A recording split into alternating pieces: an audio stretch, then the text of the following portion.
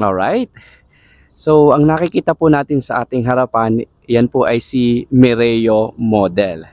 And before tayo mag-start sa ating house tour, kung bago ka sa aking channel, please like and subscribe and hit that notification bell para lagi kang updated. So, tara! So, again, located po ito sa Lipa City, Batangas. So, napakaganda ng location. Ipapakita ko po muna sa inyo before tayo pumasok. Ito po, kung mapapansin nyo, nasa harapan lang po tayo ng main road. Yan. So, ang ipapakita ko po sa inyo is model unit.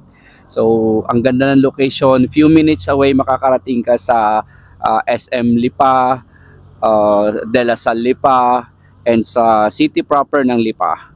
5 to 10 minutes lang. Ayan. So, again, ito po ay si Mireo model. So, ang standard or typical lot area is 99 square meters and floor area of 87.81 square meters. Ayan po, oh. Ayan. So, kasya po dito dalawang 2-car carport. Ayan. Ayan po, dalawa po siya.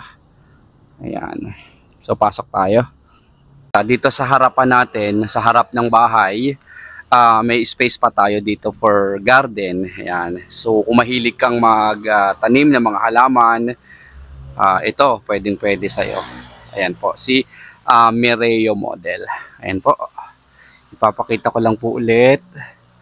Again, located po ito sa Lipa City, Batangas.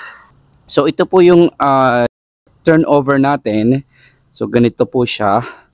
Ayan. So, yan po. Yan. So, ito yung deliverables.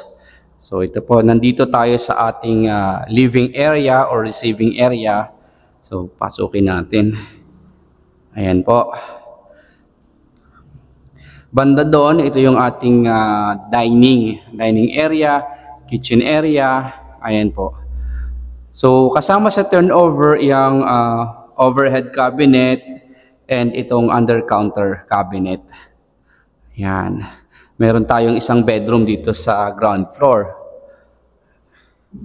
Ito po, oh. Ayan. And ang maganda dito sa project na to, kasama sa turnover, meron po tayong solar. Ayan po, kung mapapansin nyo, naka-install po yung solar. May solar po tayo sa taas. Ayan. Pakita ko muna sa inyo yung kabuuan, yung itsura pag nandito tayo sa may kitchen area. Ayan po, oh. Meron tayong malaking bintana, may isa pang bintana. Ayan po. Dito sa likod, ito yung ating utility area. Ayan po, oh. By the way, ito po ay single attach. Ayan, iikutan natin. So dito, ito yung ating carport. Since pahaba siya, kasya po yung dalawang kotse. Ayan yung taas. Ito yung likod. Tara, pasok tayo. Alright. Ayan. And ito po yung ating toilet and bath dito sa ating ground floor. Ayan po. Okay, mabilisan lang po ito. So, let's go sa second floor. Ito po yung ating stairs. So, kung mapapansin nyo, solid wood ang ginamit. Napakaganda, napakatibay niyan. Kapal. Ayan po ang kapal, oh.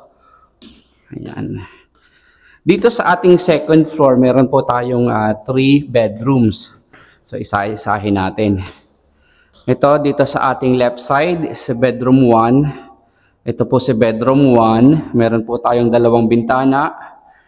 Ayan po, oh. And kasama sa turnover, cabinet. Meron siyang cabinet po dyan. Okay.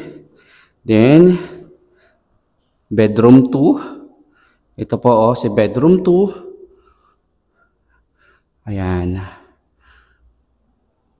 Ayan po. Pasok tayo. Ang maganda dito, nasa corner yung window niya. So, napakaganda ng pasok ng ventilation dito. Ayan, may kasama na rin pong cabinet. Alright.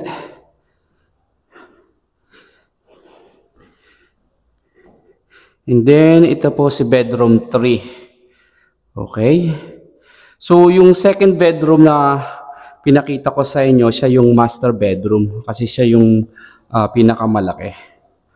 Alright. So, may kasama din cabinet. Ayan. And dito sa second floor, meron din pong toilet and bath. Ayan po. Ito po yung toilet and bath ni second floor. Alright. I hope nag-i-enjoy po kayo sa ating ginagawang house tour. Okay, tara sa baba. Alright. Natapos na nating house tour itong Mireo model. I hope nag-enjoy po kayo sa ating ginawang house tour. And kung may mga katanungan po kayo about sa project and about dito sa particular model na to, nandyan po yung aking telephone number. Feel free to contact me. And sa ating mga kababayan na OFW, yung aking number, meron din siyang Viber and WhatsApp. So feel free to contact me and I'll be more than happy to assist. So thank you for watching and see you in my next video.